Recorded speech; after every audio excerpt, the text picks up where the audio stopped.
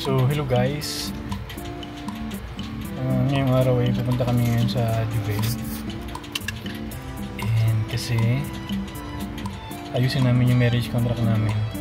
Instead na pumunta kami ng Riyadh, is punta kami ngayon ng consular embassy on wheels sila doon sa Jubail. Ganapin sa Jubail, Coral Jubail Hotel. So pagasolina lang kami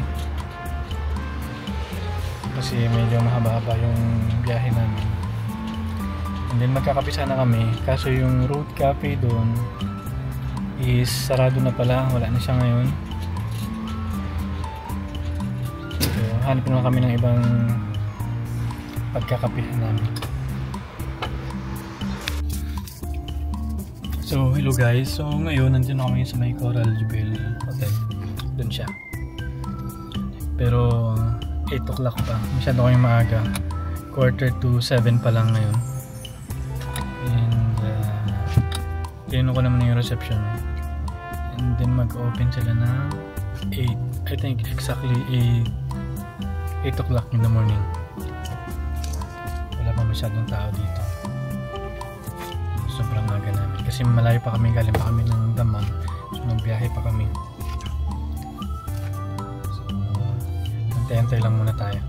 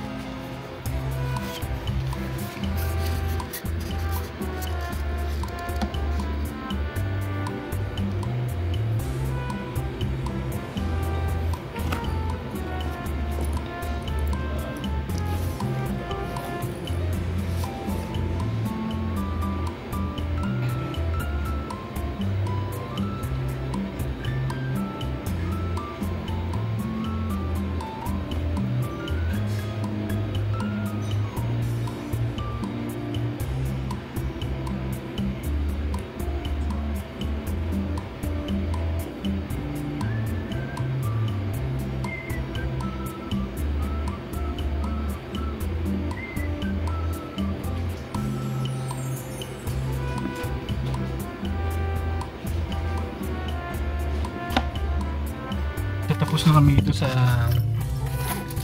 sa Embassy on Wheels.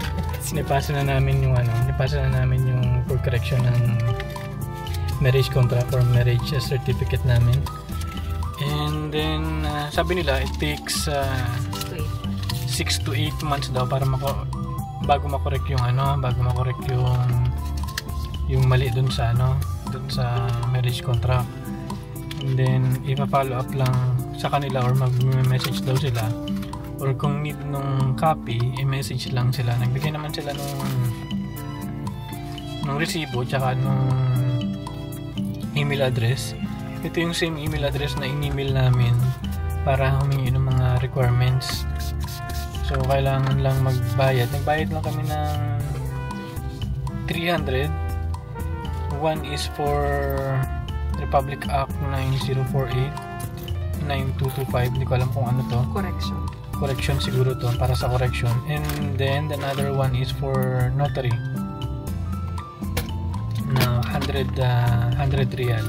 So total of 300 riyal. So maybe around 4,000 sa Pilipinas siguro yun. 4,000 pesos sa Pilipinas. So ayun lang, i-keep lang namin tong resibo in case na hanapin sa amin. And then ano pa bang gagawin namin dito? Uwi na kami. Kasi mabilis naman actually, kasi mabilis yung process. Marami ng mga Filipino doon rin na nag-aantay. Yung iba nagpapa-authenticate ng mga police clearance, yung iba for registration ng mga babies nila. And then marami silang services actually, parang kompleto sila. So yun lang, yung Embassy on Wheels is naglilipat-lipat siya ng ibang city, district. Minsan nasa Jubail, minsan nasa Alhasa, minsan nasa Alcobar. Pero yung ibang mga services naman, mga para sa embassy, meron na siya actually sa BFS. Pero yung sa correction kasi, dun sa petition ng correction, sa ano lang talaga siya, sa Philippine Embassy lang talaga siya. So kung may on wheel sa inyong lugar, pwede kayong pumunta doon. Pero itawag nyo muna, i-concern nyo muna doon sa binigay na email address para hindi na kayo hindi na kayo magpabalik-balik, para sure kayo na natanggapin yung papers nyo doon. Kasi kami, tumawag muna kami, nag-email kami bago mag-confirm bago sila nag-confirm na okay, sige, pwede nyo ipasa yung papel doon sa embassy on wheel. So kaya yun yung ginawa namin. So very convenient siya actually. So hindi ka na pupunta ng Riyadh kasi kami, we are living here in Dammam. So hindi na kami pupuntang Riyadh para ipasa yung mga documents. Dito na lang sa Jubail, sa embassy on wheels. So yun lang muna guys, pauwi na kami actually. So pauwi na pala kami. And may kwento ko lang, bumalik pala kami doon kanina sa Coral Jubail Hotel kasi kulang kami ng binayaran. Dapat kasi may bayad yung service fee, which is 40 real each. So dalawang documents yung pinaprocess namin. So 80 real siya lahat. And then ngayon, dumaan lang kami dito sa may McDonald's kasi order kami ng french fries and burger. Para pag-uwi namin sa bahay, hindi na kami siguro kakain. And then inantay lang namin. Yan. Nasa drive-thru kami ngayon. Yan. Nasa drive-thru kami ng McDonald's. Dito sa along Jubail Road. So yan.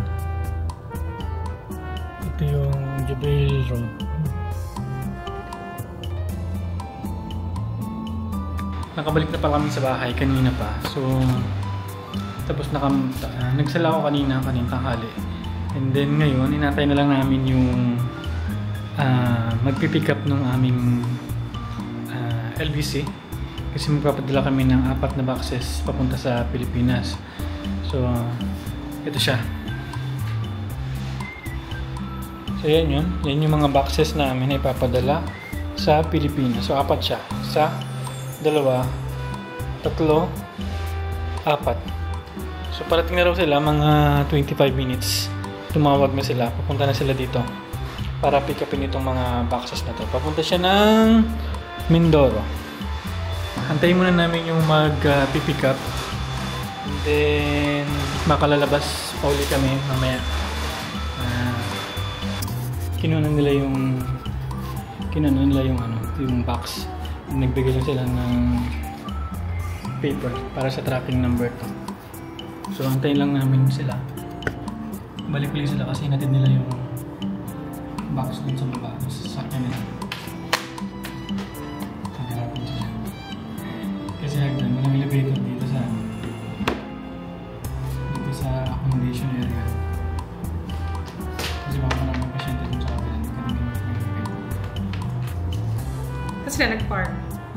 Hindi. Yep, may trolley sila.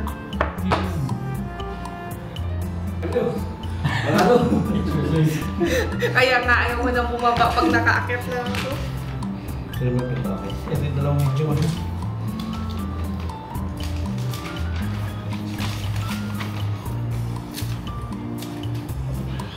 Okay na yung sukal. Pag-blend na nyo. Oo, tayo. Pagod pa pag-upload mo nyo. Meron pala. Thank you, sir. Salamat ba? Ingat. Nakuha ng LBC yung aming package na 4. And then it will take 70 days. So approximately 2.5 or 2 months and 2 months, around 2.5 months siya dadating sa Pilipinas. Kasi yung lugar namin is tawid dagat pa. So papunta pa yun ng Mindoro. So Mindoro pa yung babagsakan ng package na yun. And then, so yun, nagbigay naman ng mga tracking number. So siguro update na lang sa website nila kasi nakikita naman kung saan napupunta yung package. So yun lang guys for today's, and thank you for watching this video. Please like, subscribe, and comments. So yun lang, goodbye, paalam, maasalama. See you on the next vlog. Bye!